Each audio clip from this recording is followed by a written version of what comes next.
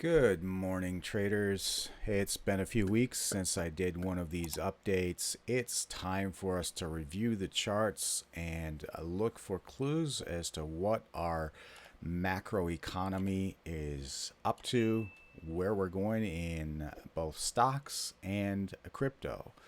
So, without further ado, let's get started.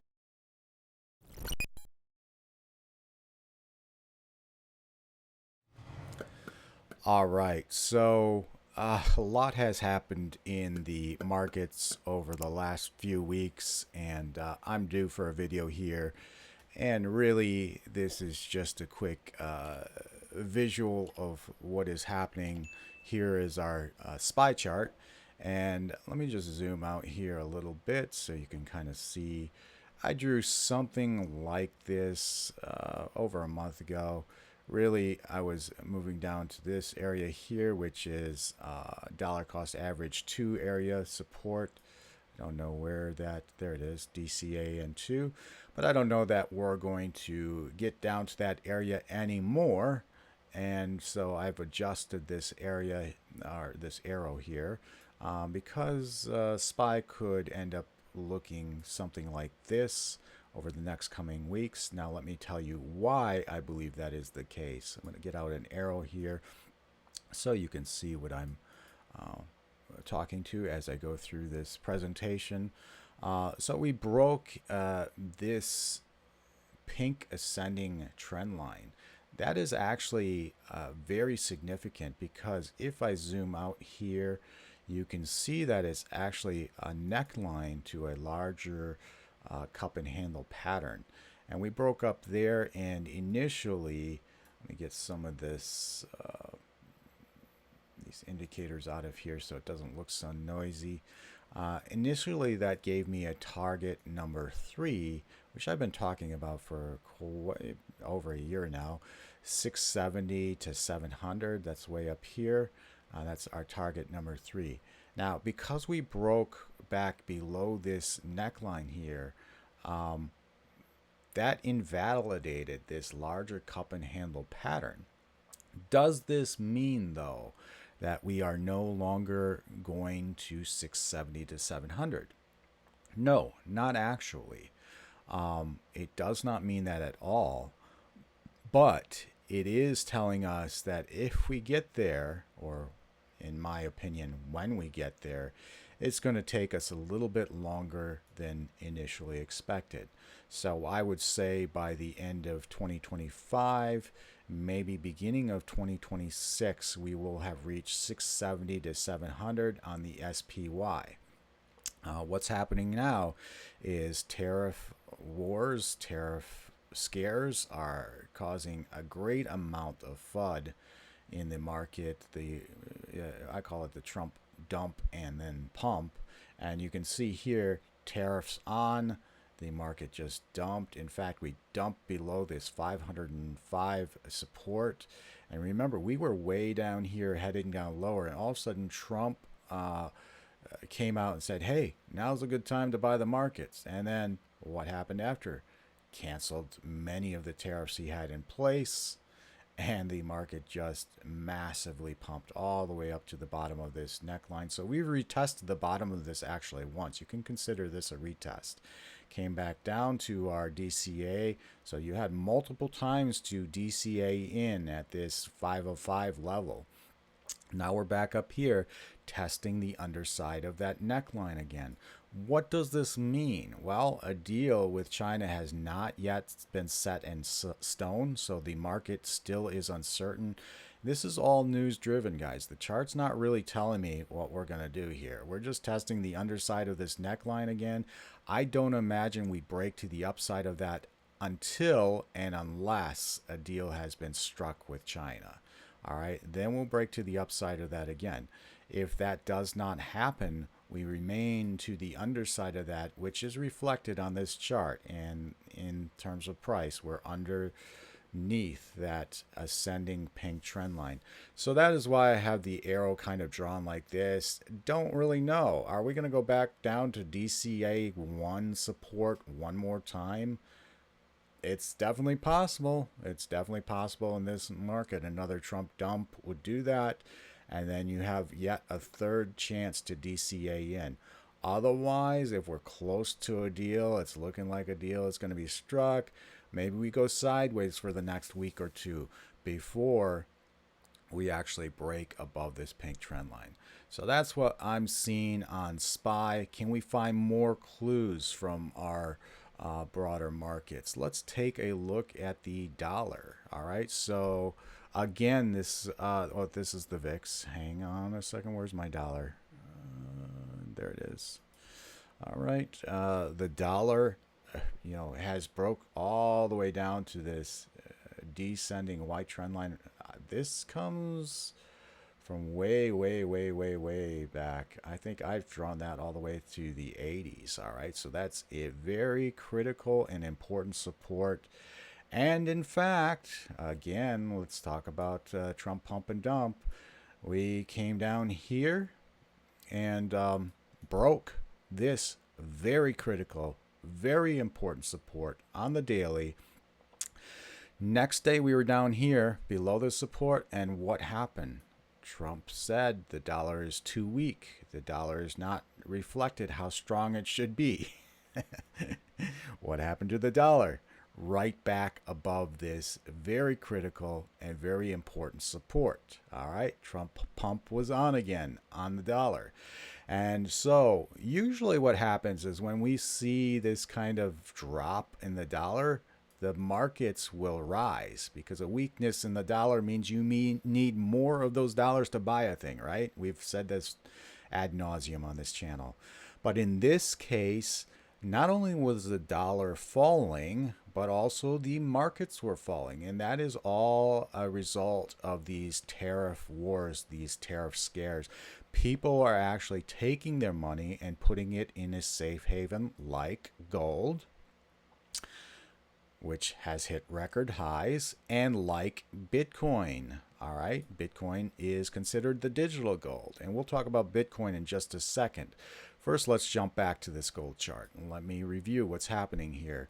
Risk are off, and people are moving to their money to safe havens like gold. And you can see this ascending channel, which signifies great strength in gold ever since June of 2024. All right, so for almost a year now, gold has just been on a tear, and it continues to be. We're above this ascending trend line. Until we actually break below this ascending channel, I should say, not trend line. Until we break below that, then risks are off. And so once we break below that, risks are on. People will move their money back into stocks and crypto, especially riskier cryptos like the altcoins. The reason we are not doing well right now trading is because we are trading altcoins, which is very much the most risk on asset. And I want to be entered into those altcoin positions because I know when it hits, altcoins are going to fly. When it hits is the big question, though, right? So we have to watch these charts because once we drop below this ascending channel significantly, that means people are going to start to be moving their money back to risk on assets. All right, VIX is also giving us some clues here. These are just lead indicators. Doesn't necessarily mean this is, we're out of the woods yet, but the VIX is coming down. Fear is coming down. Once we hit this 21 level, I think that's when you'll see a lot more inflow into stocks and cryptos, particularly larger cap altcoins. All right, so keep watching this. Energy is still down. So it's interesting that the market is down as much as it is, indicating the scare that has taken place. All right, because oil is our biggest energy sector, really, that I track. And when it's down, usually that money gives companies a lot more elbow room, and you can see higher prices reflected on stocks because you have less money to spend on energy, you have more profit than that is can be generated. That has the let me say it this way, that has the potential of being generated. All right, so all of this is very interesting and showing us what is, how scared the market actually is of all these tariffs. It's very uncertain. We've never been through this before. Now we have one deal to be struck with China, and if that deal takes place, you can be sure that the markets are going to fly. I mean, they are going to fly. Now, let's take a look at one of our biggest risk on assets, and that's NVIDIA. You can see here, now I drew this just a little while ago as I was looking at the chart. But my support level, this area right here, this green box, is where I said this is massive support around $100, and we should bounce from there. And in fact, we did. Not only did we bounce from there, but we broke to the upside of a descending channel, and that is significant, guys. Let me get out my arrow. So let me show you what I'm looking at right here. We broke to the upside of this channel.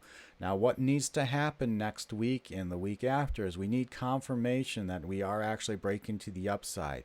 What I imagine we will do is what this white squiggly line shows is we'll pump a little bit, then we'll dump. Typically, we like to come back down and test the upside, the top side of our channels, which would coincide with the support area. So it's possible that it doesn't always have to happen, but that we pump a little bit and then we come back down and we dump a little bit. All right. So something could scare the market in the next couple weeks. Definitely, it's just, par for the course, right? Pump, Trump, pump, dump. And that's what's happening here on NVIDIA. But NVIDIA is, one of the lead indicators, and is starting to give us clues that we're close. We're very close. Breaking to the upside of this descending channel is not something that should not be recognized. Okay, I've covered Bitcoin dominance. I've covered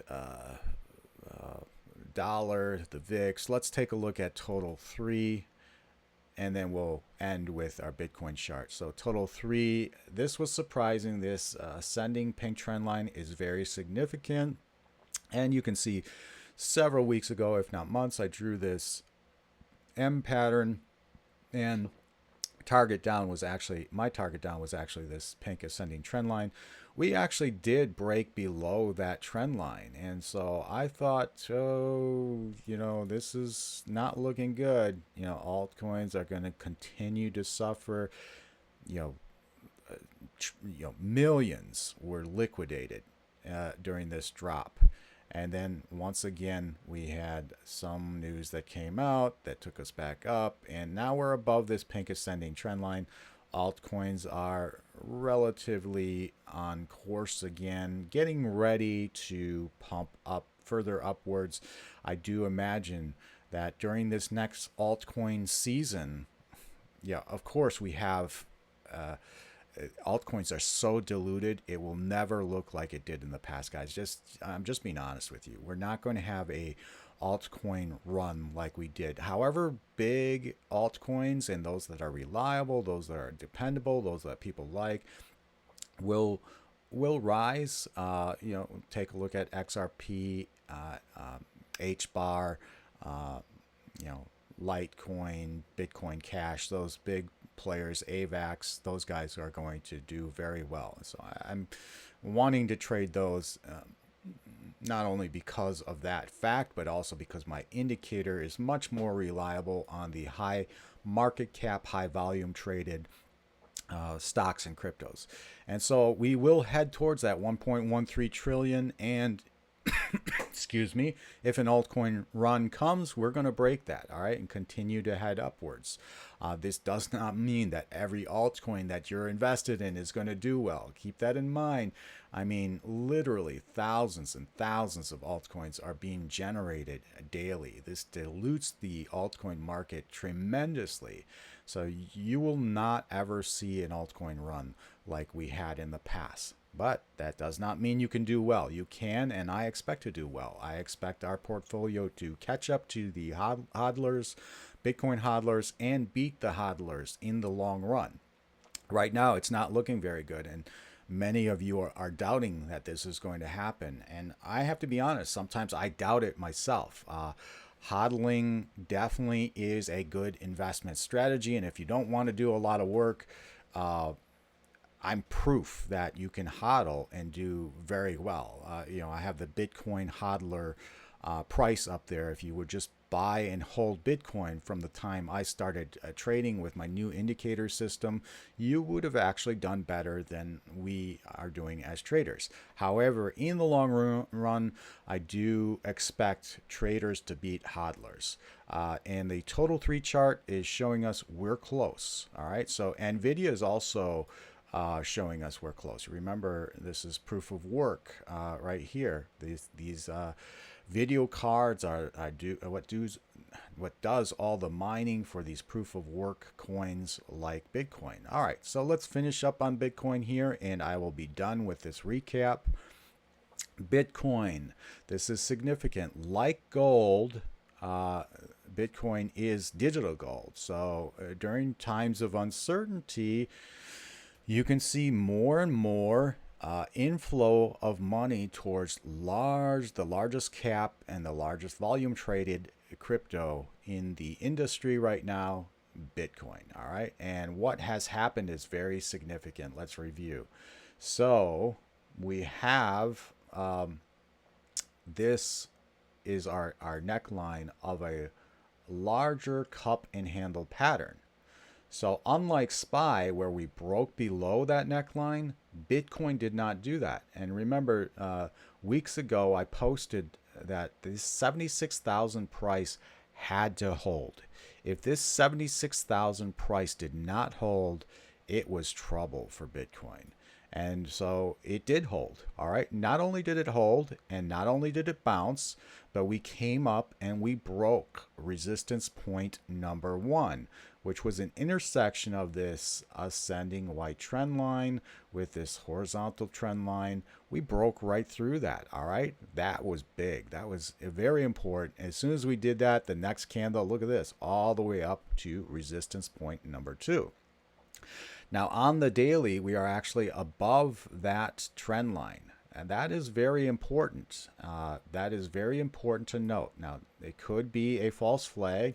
We want to wait for confirmation on the weekly. Remember, this is more of a long-term trend and just a macro overview, which involves the weekly. So on the weekly, we're really just sticking our head above that pink trend line and have not confirmed anything yet. So it's going to take another week or two for us to know what the general direction is of Bitcoin and therefore the rest of the crypto space, right? Because altcoins follow and exaggerate any moves that Bitcoin makes. And that's why I'm in altcoins, because they will exaggerate Bitcoin. It's kind of like trading leveraged without trading leveraged. You know that the altcoins, if Bitcoin moves down, altcoins are going to move down times 3. If Bitcoin makes a big move up, altcoins are going to move up times 3. All right. So you get your leveraged trades in spot crypto pending your risk tolerance, of course. And the smaller the crypto, the more risky it is. The larger cap and the larger volume traded cryptos are less risky, and you can kind of gauge your own risk tolerance based on that. Anyways, here we are above this trend line on the daily. We have to wait till next week and the week after to determine what price action is going to look like. And again, I imagine it's all based upon that trade deal with China.